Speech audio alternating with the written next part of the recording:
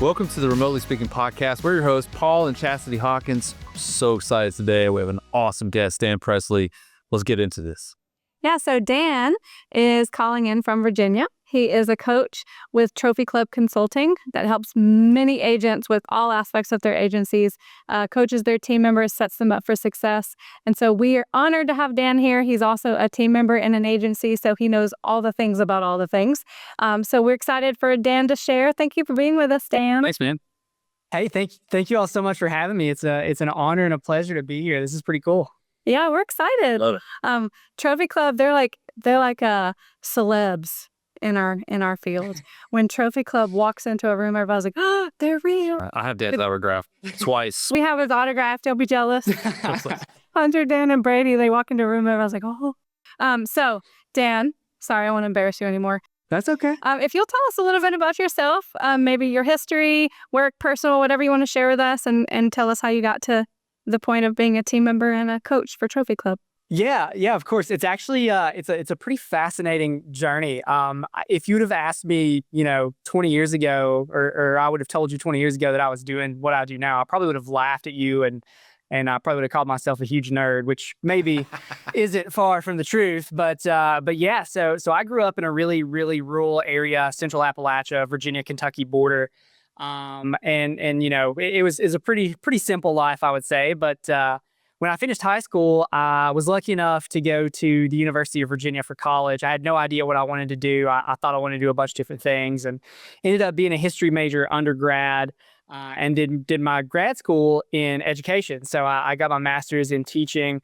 My parents were both teachers, so I felt that, following in the footsteps was kind of the thing to do.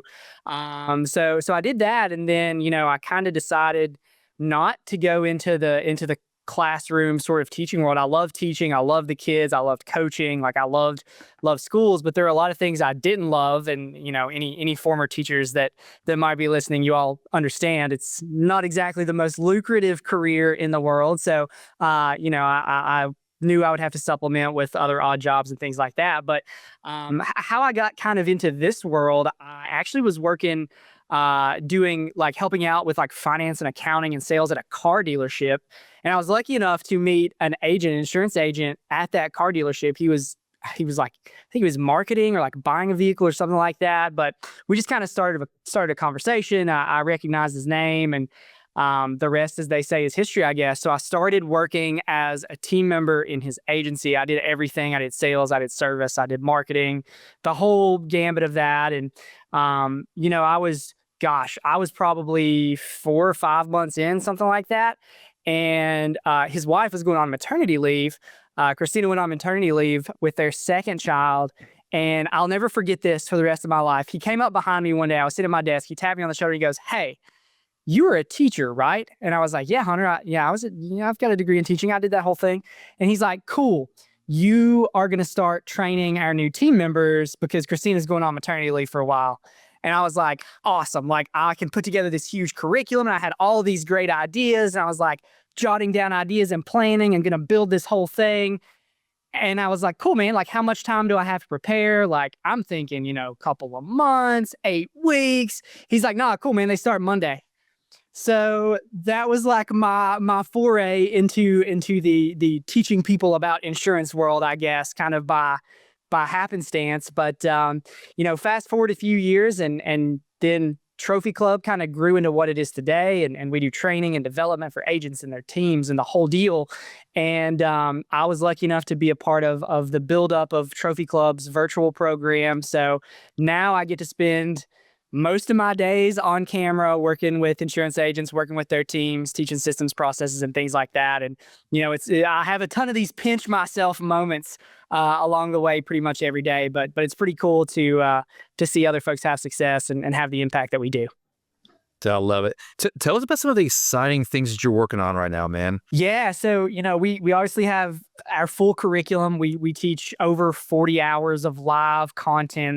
That's the cool thing that we do. Everything we do is live, which is wild. So we do a lot of live content, live classes, over 40 hours every single month. And we're about to roll out a new program, which we're really excited about, where we're going to take agents, team members, basically through day 0 to day 18, like hands-on the whole way through, like 5 hours plus self-study a day, every day for 18 days to get them up and running, test quizzes, the whole nine. So, we've really kind of been diving in headfirst into this developmental side of agency team members and all the things that we can do to get them up and running quicker, which I feel like is a huge challenge that a ton of offices have. That is him meeting a huge need. Get ready. For sure. The dam's going to break and you guys are going to be really busy, Dan.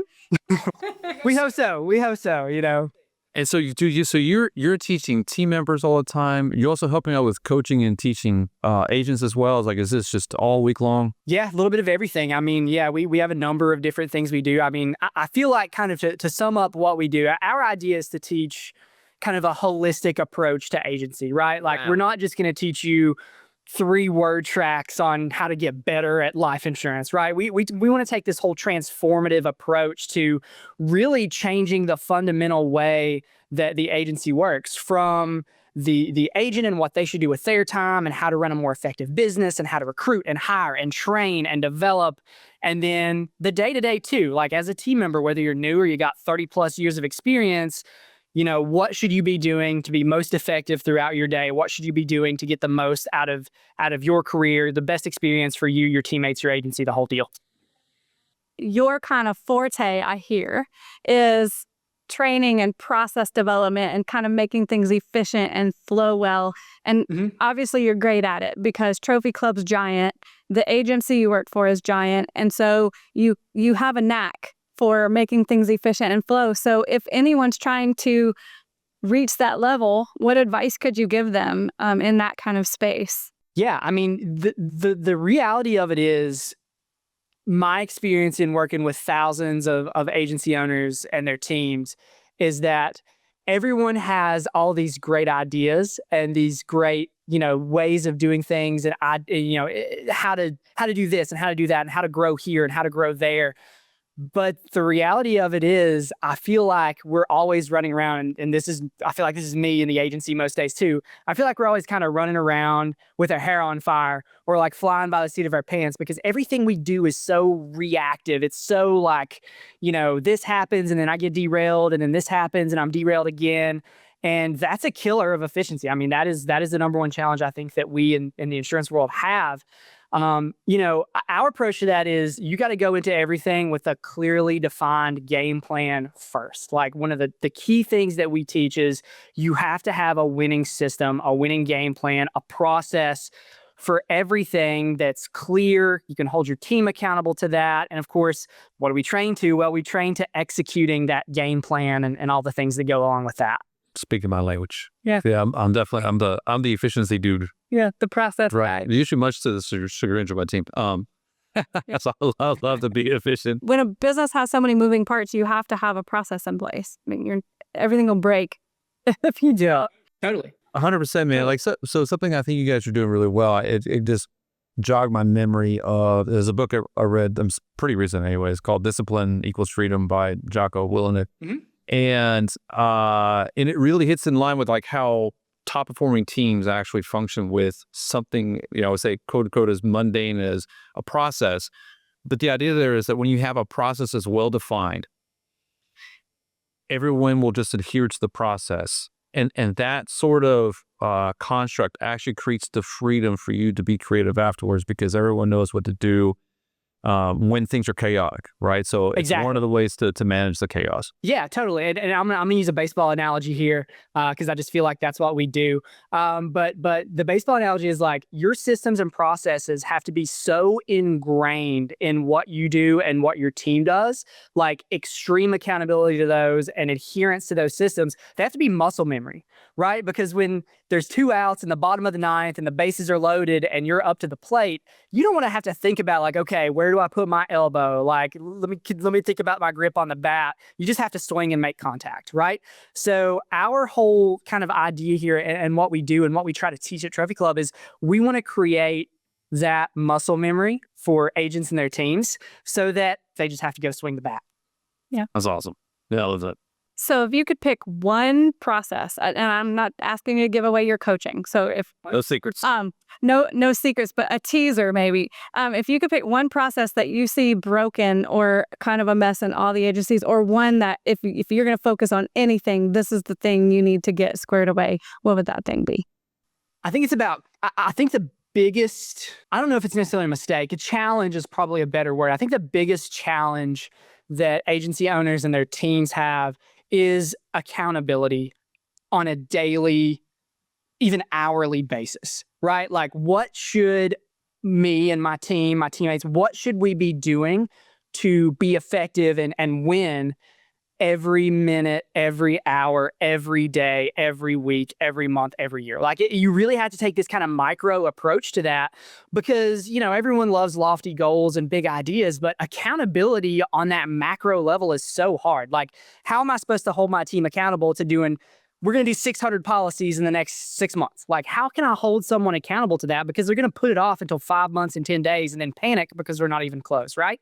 So I think the number one, like one of my favorite things as far as my team goes, is I like to take micro accountability, setting your day up into hourly goals, half-day goals. I think that's a way better approach, because accountability is by far the biggest challenge. Having clearly defined roles and responsibilities and then holding our teams accountable to them is tough. So being able to take that down to a micro level makes it so much easier to manage for everyone. Like you were saying, Paul, that gives you the freedom for creativity if you need it, the flexibility if you need it.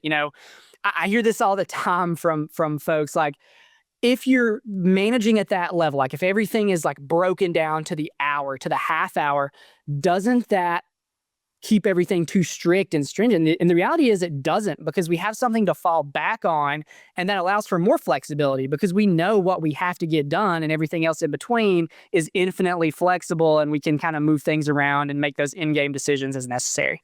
I love this stuff. So in a previous life, we had a lot of things. It was kind of like work breakdown structure was called. So it's really what you're describing is taking a very large goal, like 1,000 apps for the year, and breaking it down to consumable chunks to a finite level. But what I know personally I've found over the years is when you do that, people do not respond well to a yearly goal. They don't meet it. No. If you say, like, I'm going to lose 50 pounds this year, they won't do it. Nope. If you say, I'm going to lose 25 pounds in 6 months, they won't do it. If you say, I'm going to lose 15 pounds in 3 months, they might. But if you come down to, I'm going to lose a quarter pound this week, it's a small win that keeps people motivated, right? So if you're saying, like, yeah, I need you to set 3 appointments today, the end, right? And the person only focuses on that. But all of a sudden, you've set like 1,000 appointments, in a month. Right. My math is probably terrible. No, you're fine. But you get the idea. Yeah. It's like 10,000 a day by my math. So, no, but I love that you do that. For the clients that you have, when you set that structure, Dan, how do you help them keep on track with those things, right? So like just plans change and goals change. So what kind of cadence do you get into to help your clients with maintaining those goals with the team? For sure. Yeah. One of the things that I'm really passionate about, everything we do has to be measurable. Like, literally everything that we do has to have a measuring stick to it. Like, we measure it in wins and losses every day. You win or you lose individually, as a team. You win or you lose every single day. And, we like to surround ourselves with folks who are competitive and who like to win. And if they don't know how to win, obviously we have to teach them to win, which is a whole other topic we can broach if we need to. But we measure our days in wins and losses, and we even take it down to the hour. Are we winning by the hour or losing by the hour? And we teach the folks that we work with at Trophy Club, the team leaders and the agents that we work with, you hold your team accountable to the hour or to the day, not to the big, lofty, overarching thing. Because when you're holding your team accountable to the hour, to the day, it's so much easier to make adjustments as you're going through. So, let's say I've got a teammate or someone on my team who, has a quote goal, right? And they miss their quote goal halfway through the day, or they're off pace, right? Let's say, we want to do 6 new household quotes in a day per person, like per sales team member. Okay. Let's say it's lunchtime and they've got 1. As a leader, or as someone in the organization who has leadership responsibilities or accountability responsibilities, I can sit that team member down and say, hey, we're off pace. what can we do the back half of today? Like, what can I do right now? What in-game adjustment can we make right now to make sure that you are going to hit your goal and win your day? And then if we still lose the day, then the conversation is about, well, woe is me, we lost, life is hard, whatever. It becomes, what can we do different tomorrow to win so we don't lose like we did yesterday? And what our clients find, and the folks that really run with this idea and implement what we teach at Trophy Club, they start to realize that you get this beautiful compounding effect of success where a win turns into 2 wins, turns into 3 wins, turns into 4 wins, and suddenly it's just, you're off to the races. Yeah. And the mental effect of that is huge. Yeah, nobody wants to lose, right? I feel like most of the folks that we work with, I know most of our clients at Trophy Club are the same, like them, their teams, they're competitive people just by nature. I think that's part of being in a customer-facing world. We're just competitive. That's what we do, especially on the sales side. But people start to pile up these wins, and that gives them probably the most important thing that they need and probably the most difficult thing to get people to acquire in what we do, gives them confidence. Yeah. That's good. Yeah. Well, when we first started our business, we were kind of figuring out, how do we set a goal? And we have to have a goal. We have to have something to work toward. And when you first start, you're super gung-ho. You're like, we're going to get 100 whatever this month. And so we had to be careful to not set goals that were so high, pie in the sky goals, that we would discourage the team, right? We didn't want to set these unobtainable goals. We wanted to set up. So Paul, and for those who aren't watching this and are listening, Paul's making a face because he's Mr. Pie in the Sky goal, and I'll have my chance. Forward. Yeah, he'll talk. And so we had lots of discussions on how can we make these goals accessible, because those wins are going to stack up. And then For sure. that builds confidence. And then eventually we can stretch those goals a little higher, or we can set the regular goal and the stretch goal and just not tell them that was the actual goal, but they're stacking up the wins, right? Yeah. And so I love that you guys break it down to an accountability piece, that even if halfway through the day you're not there, you regroup and you still win the day somehow. Exactly. I love it. I love there is an art to setting goals. It seems really arbitrary, like, hey, I want 100 apps. Okay, done. Not really, right? So what I find, it really depends on the personality as a group on how they respond. Yeah. For example, so I'm going to go back to what she said, because it's hilarious. For me, I actually do well if I say, like, hey, my true goal inside is get 100 apps for the month, but I'm going to set a goal for 175. And I know I'm not going to get there. I know I'm not. But because I'm going for 175, I'm going to get 130, right? So I'm going to bypass or go right past my original goal by 30. That works great for me. Did it not work well for the rest, right? Not at all. Yeah. What I found with, right? Yeah, with team members, like, no, actually the opposite. Like, hey, let's have something that's reasonable, not too easy, right? But reasonable. They're like, hey, if you do your job, like, we're going to get there. And when they do, and they go past it, everyone's jacked. Oh, 100%. Right? Because you're like, hey, man, actually it's 50, but they got 60, and everyone's pumped up. And I just had to learn. No, I just had to learn. But do you find yourself adjusting based on personality at all? It's funny. We take a little different kind of mentality and approach to that. I think there's a big difference, and it's very important that you understand both. There's a difference between expectations and goals.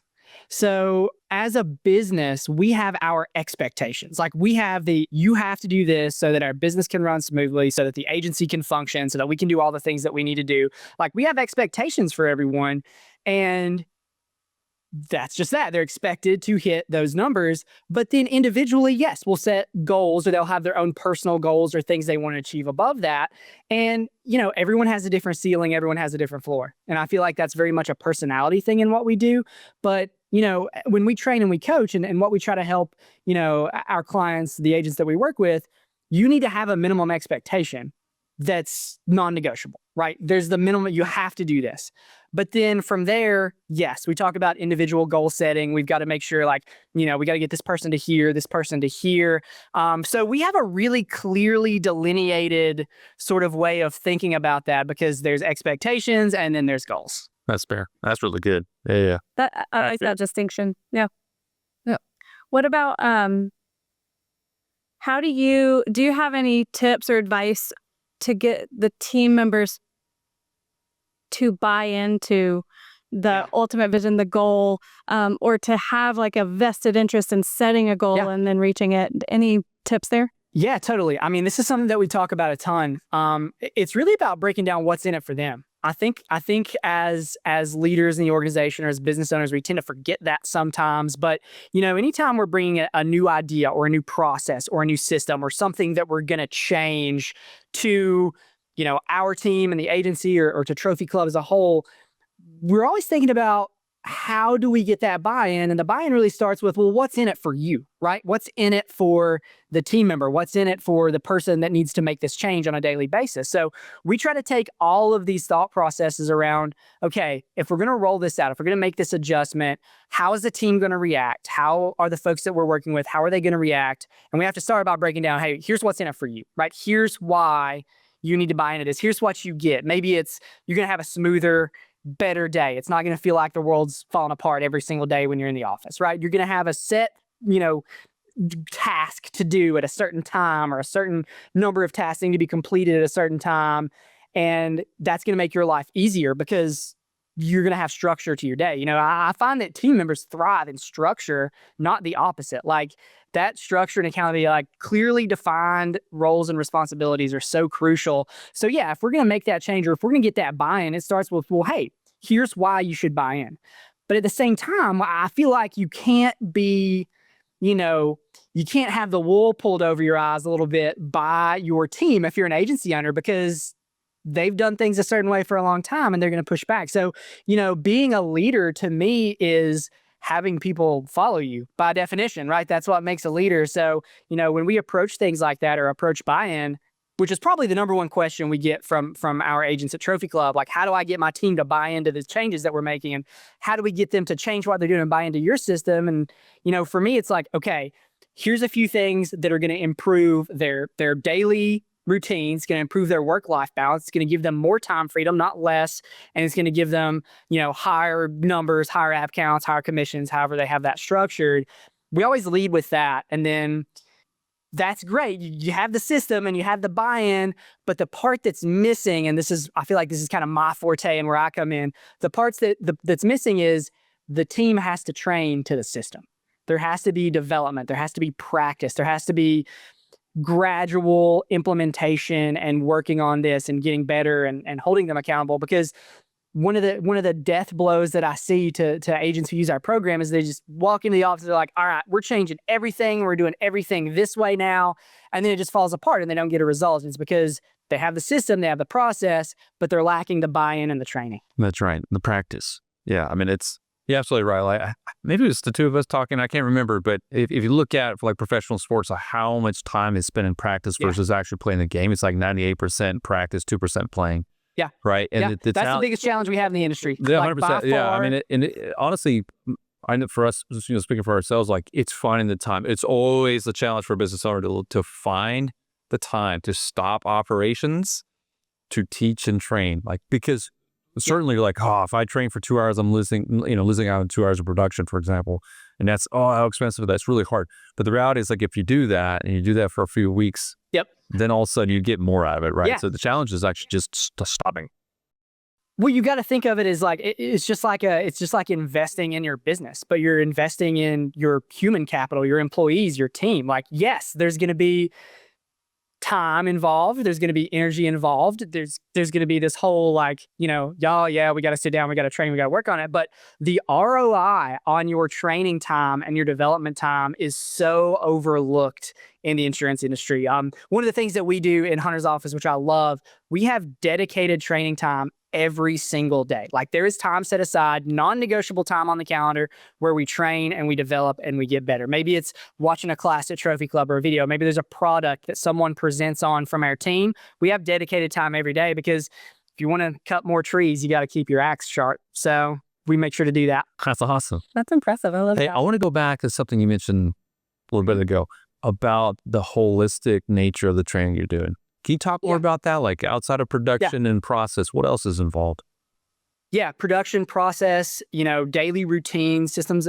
Really, it's our idea when we approach agents with Trophy Club, like we want to literally change your agency top to bottom, from the way that you structure your day, from what you do with your time, from what your team does with their time, their responsibilities, their tasks, their assigned duties that they need to complete, down to how you recruit, how you hire, how you train, how you fire, and then how you develop culture in your office too. I think that's such an important thing that gets missed a lot. We teach everything from here's like how you structure your office to here's how you build solid team culture, systems, processes, marketing, training, capacity, like the whole deal. Because it's the Remotely Speaking podcast, you guys have remote team members and you work with many agencies that have remote team members. So how do you implement training and processes, or any advice for those that have remote teams to kind of pull those remote workers into the fray and to make sure they're getting the same training and development and processes and culture across the board? I think the biggest challenge that agencies, business owners, teams have with remote employees is that it's nearly impossible to replicate office culture. And office culture is such a big pillar of what happens, and like that's what ties the team back to the processes, right? It's the culture. It's how we do things around here. So, and I'm a huge technology nerd, and this is part of it for me, but it's 2025. Like you have to find a way to remotely include your remote employees in your day-to-day stuff. I mean, we teach a lot of that in Trophy Club and how we do that. But for us, we want to try to replicate our remote team members sitting in our office as best as possible. So we have constant communication, live communication throughout the day. We're constantly talking back and forth with them, via video conferencing software, like whatever we can do. We want that live interaction. Like I want it to feel, if I have a remote employee and we've got a bunch of them, I want it to feel like they're sitting in the office, but instead of at a desk, they're at a screen. Yeah. So there was a buddy of ours was mentioning, like, he's got remote team members as well. And he literally has like I was said 24/7, but a business hour Zoom meeting that's open the whole day. Yeah. Right. Yeah. And the remote team members literally just pop in, hey, right. And they can have the water cooler talk a bit, right. And have that instant feedback. And I was like, that's pretty brilliant. Right. Versus just chatting. Like he just has an open room essentially. Yeah, exactly. And we're going back to culture, right? Like when we do, our office 4th of July party or our holiday party or whatever it may be, or some big office event, we invite our remote employees. We try to make it happen. Like whatever we need to do to get them there, we try to make that happen too, because they're just as much of our team as the rest of our team, just because they're in a different state, in a different location. We want them, even if it's virtually, there as best as we can, because we need them to train, develop, and be part of the machine too. We want to run as a well-oiled machine, and we're only going to be as strong as our weakest person in the machine. So we have to make sure everyone comes along. So yes, they participate in the same meetings and the same training times. They have the same expectations. I hear this a lot too. Like, should I have different expectations for my remote workers? And the answer is no. We have the same expectations because they run the same system. They run the same processes. They're part of it all, just like us. But again, the most difficult thing, like I said, is culture. So we try to find ways to replicate that as best as we can. I love that, man. Like, some of the biggest benefits of the remote workers, right, is you don't have the switching costs that occurs with, in office work and water cooler. Like you just don't have the distractions. So that's a super pro. Like it's a big pro for a lot of people, but the culture is always a bit. I love that you talked about it. Something that we really impress upon clients is the inclusion of the remote workers in their team, right? And if you do it consistently enough, they're going to do it. You're going to feel more comfortable. They're going to feel more comfortable, right? Feeling part of the team. That's what we want. Like if they're part of the team, they're going to work better for you, and you're going to be able to give feedback more frequently. So I appreciate you sharing that. That's and same thing for accountability. If we have this office culture, like good relationship where I know you and you know me, and we got some stuff in common, and we don't just talk about how many tasks behind you are for the day. Like if that's the only conversation we have, then yes, it's going to be a challenge to hold you accountable as a remote worker. So we try to have just as many conversations about, what did you do this weekend? Like, you got any fun plans coming up? Like, we celebrate their birthdays and their work anniversaries, the same as everybody else. We might just have to do it on video, but we still do that because, it's so much easier for us to hold them accountable if there's that solid, like, cohesive work relationship like we have with our in-office workers. So again, that's a big deal for us with our remote folks. For sure. And it helps with the buy-in piece too, because, you can set goals all day and they can buy into that and the benefit to them. But if they're not bought into your business or to your office or to your team, then they're not going to try as hard. So it's huge. It's something that we tackle. We don't have anyone that lives in town with us or works in this office with us. Right. And so it's something that we're constantly having to get creative and figure out. And I know many business owners out there are staring down this remote work tunnel going, oh, this is the way the world's going, but how in the world do I make it awesome? How do I create this effective team? You just call Dan. Call Dan. That's all I do is call Dan. I'll help you. No, that's the funny thing, though. I feel like there's going to be so much more of that. I think COVID really accelerated that in the corporate world. And, I think the reality of it is, as a business owner in 2025, that's just going to be part of what you're going to deal with moving forward. And I feel like if you're not buying in, you're going to get left behind. I mean, we've talked to clients who have really pushed back on the remote work thing. I don't want to have remote workers. They're hard to manage because they don't see what they're doing every day.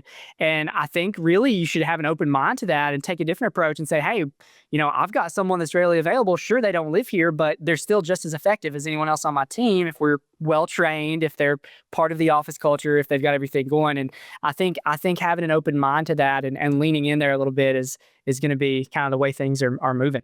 All right, Dan, let's talk about training a little bit, because that's your forte, right? We've kind of hit on it a few times. And so could you give us a little bit of like tangible piece, something that our listeners can take and kind of implement without giving away your program? Do you mind sharing a little bit? Yeah, totally. So I think the way that I'm going to have to put my graduate school hat back on here for a second and reach kind of deep into the archives here. But it doesn't matter what you're training or what you're trying to get someone to learn. You have to have a clear kind of mindset around that. And really, there's kind of three pieces to it. And we teach this at Trophy Club too. There are three pieces to training, in my opinion. Number one is actual training, like what is being taught, right?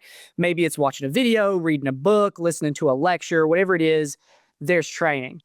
And the second piece of that is, well, you have to demonstrate that you've internalized the content. So that might be a test or a quiz or a skill check that's graded to a rubric or something like that you create to make sure that your learner or your trainee or whoever it is has actually understood the material, right? They can regurgitate the material, they can demonstrate that at all. And then the third piece to that, which is what's probably missed most frequently, is coaching, right? So there's training, and then there's assessment, and then there's coaching. Once you've assessed that they do it, are they actually doing it, right? Can they actually do it in real time with a live customer in a real pressure situation? So that on the floor coaching piece is really, really crucial to it. And I feel like it gets missed so often in training, especially in the insurance world, because we okay, here's something, read it, and now go do it. Right? That's the end. But that's completely and utterly ineffective. There's no education theory anywhere that says that actually works, because people learn in different ways. They internalize at different paces. So I think for me, it's I'm going to tell you something, or I'm going to give you something to learn. You learn it. I'm going to test you on it to make sure that you've internalized it. And if you don't pass, if you have it, then we got to back up, do it again, right? Until you internalize. Then we test on it. Then you have to go out on the floor. You have to demonstrate that to me. I want to listen to you do it. I want to coach you on the floor and point out little things to continue that improvement. So really, that's kind of our approach, and that's how I've liked to do training, or how I've always done training in both the agency and Trophy Club as well. You need the assessment, you need the coaching, and you can sit there and make tests and quizzes on content all day long, but until you put eyes on someone or ears on someone actually doing it live with the customer, that's where real coaching and training happens. That's what takes someone who's good and makes them great. Yeah. That's really good advice, because a lot of business owners or managers, they do the training piece, but then they kind of let them loose. Exactly. And there's never any iteration or correction or adjustment made. And so they may have taken your training and misheard you or misunderstood what you were really expecting, and then they go out there and they're doing exactly not what you told them to do.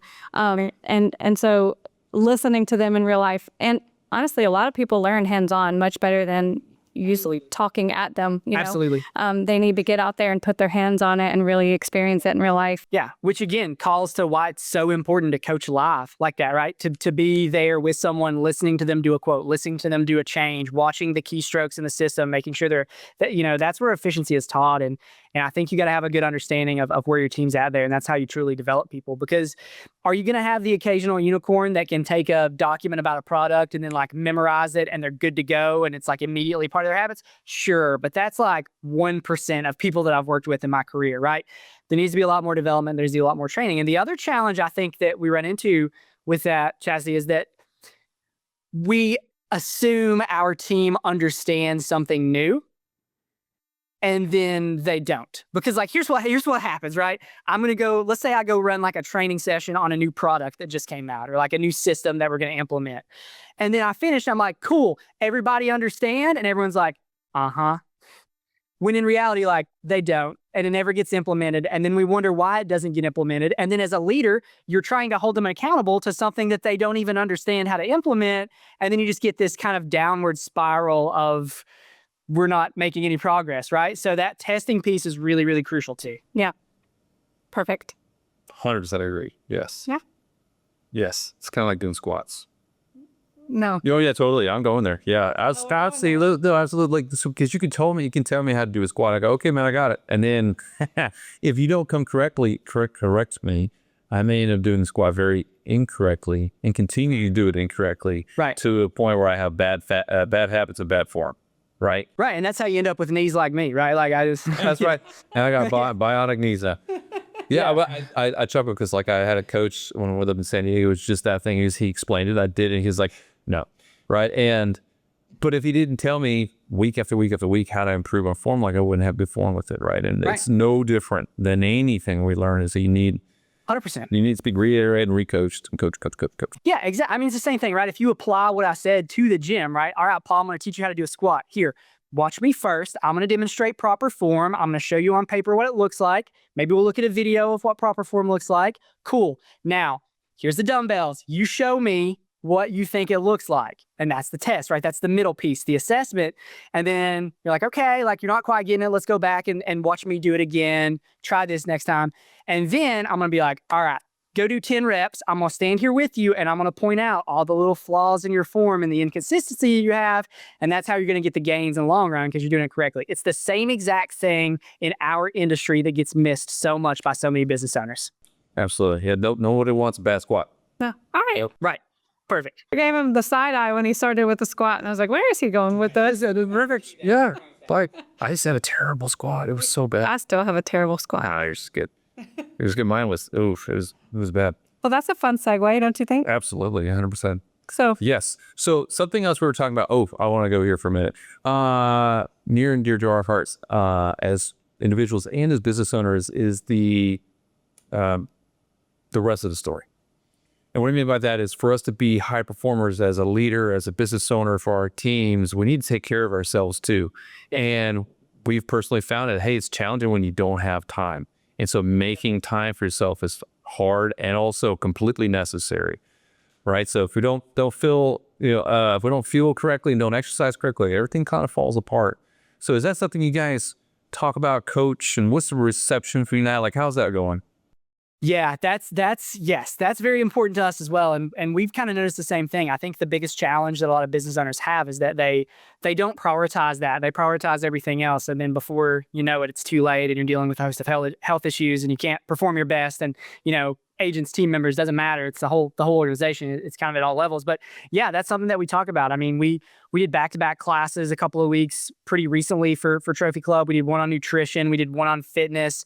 We have a program through Trophy Club called the Agent Summit where agents will come to Charlottesville where we're located and we'll essentially write them a business plan over a couple of days.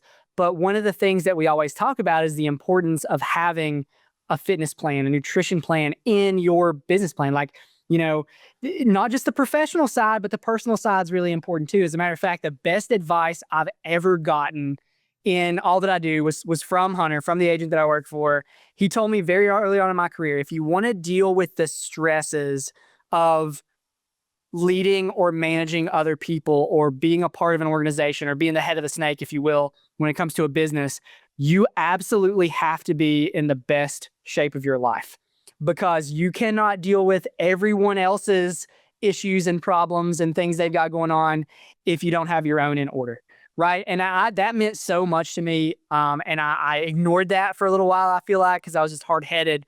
But I realized quickly, after a couple of years, how important that was. So yeah, that's something that we coach to at Trophy Club. Like, if you want to be at the top of your game, you got to be in the best shape of your life. Yeah, I agree. There is no better advice, I don't think. I mean, you can't be anything well if you're not well yourself. I mean, you can't be a business owner, a leader, a manager, a good spouse, a good friend, a good coach, whatever roles you play in your life, if you're not taking care of you, and especially business owners, I mean, so many things come at us, right? And leaders and coaches, you're dealing with all the problems of the world and you're carrying all of that.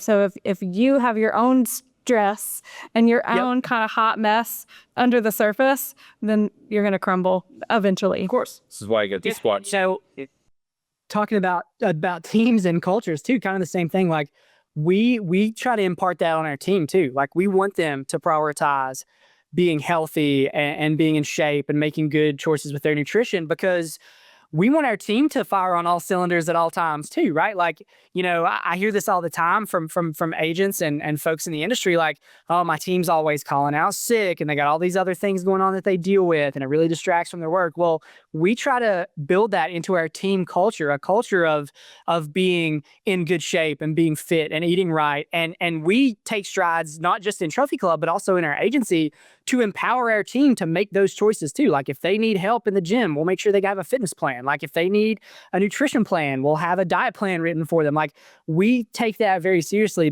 Again, goes back to the holistic thing that we talk about. And we feel the same thing at Trophy Club with our agents and our clients. Like, they need to get that part in order. And, if you're on this, if you're listening to this back, you're like, okay, well, what steps should I take? What should I do? I think if you're a business owner, if you can't hold yourself accountable to nutrition and fitness, you've got to make one of your appointments every single day on the calendar. You got to make that with a trainer and a nutritionist. Like, you got to take that and have someone else hold you accountable if you can't do it yourself. I've been lucky enough. I'm not great at that, but I've been lucky enough to have folks around me in the agency and in Trophy Club who will help hold me accountable to that. And I'm always like, dang, I can't bring in the DoorDash fast food lunch because everybody else is eating salads and protein and talking about which supplements they're taking. I was like, I got to get in on that. So I think creating that into your culture is important too. And for our remote folks, we want our remote folks to be healthy and have access to all that too. I think that's really, really important. Yeah, That's cool, man. that's good peer pressure. That's for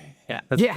sure. That's when peer pressure is a positive thing. That's right. Works out really well. Yeah. That's awesome, man. I mean, I think it's wonderful. You guys are taking a holistic approach across the board. And I know it works, man. So good work with all that. It's awesome. Sure. Yeah. All right. I had a question for you. Before we finish today, if you could name one or two people that have been the most influential in your life, who would they be and why? Oh, that's tough. I mean, this is going to be such a, everyone's gonna be like, oh, this is a cop out answer, but it's not. And I have to go with Hunter Wyan, our founder of Trophy Club and insurance agent extraordinaire in the agency I work for. I feel like for me, Hunter has really opened my eyes to what's possible in not just the industry, but in business in general. And I feel like he's one of those people that if you're around him, that you're just going to have to keep getting better and better and better, or you're going to get left behind because he's doing the same exact thing. So, having him in my corner in that as a resource, as someone I can call and be like, hey, here's what I'm struggling with. What should I do? I think that's awesome. So I love that, and super, super influential, super impactful. And I know a lot of our Trophy Club clients feel the same way, and a lot of my teammates feel the same way about that. But I think he's been a great influence. He's probably taught me more about business than anything I've ever tried to learn, just kind of the hard way, which is fun. So that's always great.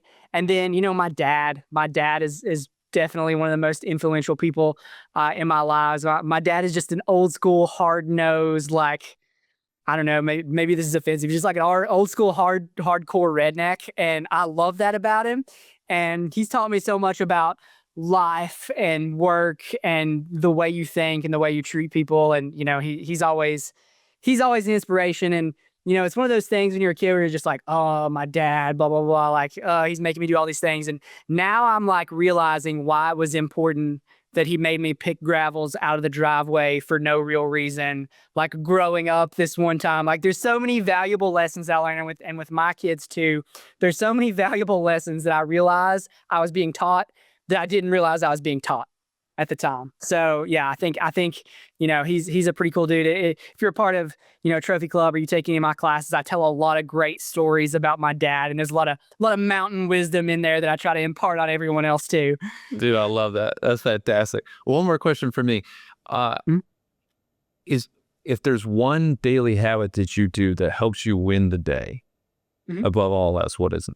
I mean, there's a couple of things. So I think from a professional standpoint, I am very checklist oriented, regimented. Like I am maybe the most ADHD person you'll ever meet in your entire life. Like anyone who knows me, knows, I am A to B to C to A to D to A to back to B to C twice. And that's just, my brain is all over the place. So having a checklist or a to-do list or just like a idea of, hey, these are the things that I absolutely must get done today in order, or else, like my non-negotiable, I call it my non-negotiable checklist, right? I actually just read this great book recently called The Checklist Manifesto.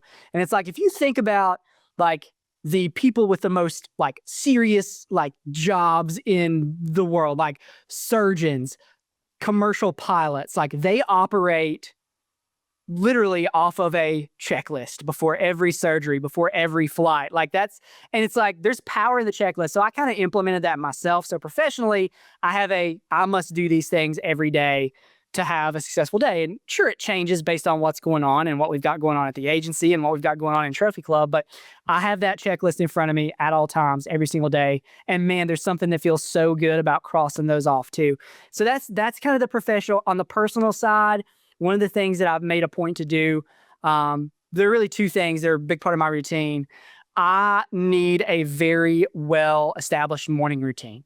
So I get up at the same time every day. I wake up, I get out of bed, I make my bed, I make coffee. I have that piece of it, and I work through that with consistency every day. And that routine just helps me stay consistent and helps me stay kind of on track. And incorporating fitness into that is really important too. I'm a morning workout person. I love to get up and work out in the morning, and that's part of my morning routine. And that helps me stay sharp. It helps me prepare mentally to take on all the challenges the day has for me. But just having routine, having structure, both on the personal side and professional side, and takes a lot of time to build a habit. You just got to kind of force yourself to do it over and over and over until you don't think about it anymore. Absolutely. Structure. I look at sales. Yeah, the moral of the story is structure, right? Structure is so important. Structure. There is actually. Yeah, I love that. Yep. It puts your day on autopilot. If you put the structure in place and then you just go through those motions, you'll win every time. Gotta keep showing up. Formula. Gotta keep showing up, whatever it is. I love it. All right, Dan, thank you so much for sharing all this awesome advice with our listeners today. So if we have someone out there that's like, oh my gosh, I need more of what Dan has to say, and all of the Trophy Club team, how would they find, why don't you go ahead and kind of tell them an overview of kind of what you guys offer, and then maybe where they can find out more. Yeah, of course. So Trophy Club is designed to be, like I said, a holistic training program for your agency. We teach everything from systems and processes to marketing to training to recruiting to culture, the whole nine. So, that's something that we provide to agents and their teams. And, we've got tons and tons and tons of live classes and instruction every single month, and a lot of recorded content for you all too. Easiest way to find us is www.trophyclubconsulting.com. You can find us on the website there. You can also reach out to me via email. I'm dan@trophyclubconsulting.com.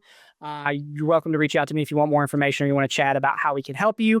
And of course, brand new program that we've got coming out that we're really excited about that might be of interest to many of you is called Basic Training, which is designed to take a brand new hire with zero experience and no knowledge whatsoever, we're going to take them to being a fully functional part of your firm, your agency, 18 days live with our Trophy Club coaches, like literally beginning to end, product, process, the whole nine. So really excited about that. If you want to hear more from us, you can find us on socials. We are at Trophy Club Consulting on pretty much everything. So come see us, and you might learn a thing or two. Definitely. I love it. Trophy Club literally is transforming agencies' lives. I've watched them in person. They're magical. So I really do recommend if you're a business owner out there and you're wanting some help, definitely look them up. Absolutely. Thank you. Dan, thank you so much for being on the podcast today. Like, absolute pleasure speaking with you. Thank you so much. Yeah, sure. Well, thank you all so much for having me. This is wonderful. I don't know, maybe I should say this, maybe I shouldn't. This is the first time I've ever been on a podcast, which is kind of cool. I feel like I'm on camera like all the time, but never on the podcast side. So this is pretty cool. I'm excited. So yeah, thank you all so much for the invite and for having me and letting me chat. Absolutely, man. Absolutely. We've loved it. So I hope everyone enjoyed today's podcast. It was an awesome day. Look, thank you again for listening in. If you haven't already, be sure to like and subscribe our YouTube channel or follow us on Spotify, Amazon, all the things. And be sure to give some extra comments about our new studio here, which is super swanky. We'll talk to you soon. All right. You can also follow us on social media. You can find us at AR Sidekicks or Agency Resource Solutions. That's our 2 remote businesses. And then Remotely Speaking Podcast to find the podcast and all the links to all the things Paul just said. So we hope you'll follow there too. And thank you for listening today. And we appreciate your time, and we'll see you next time. See you soon.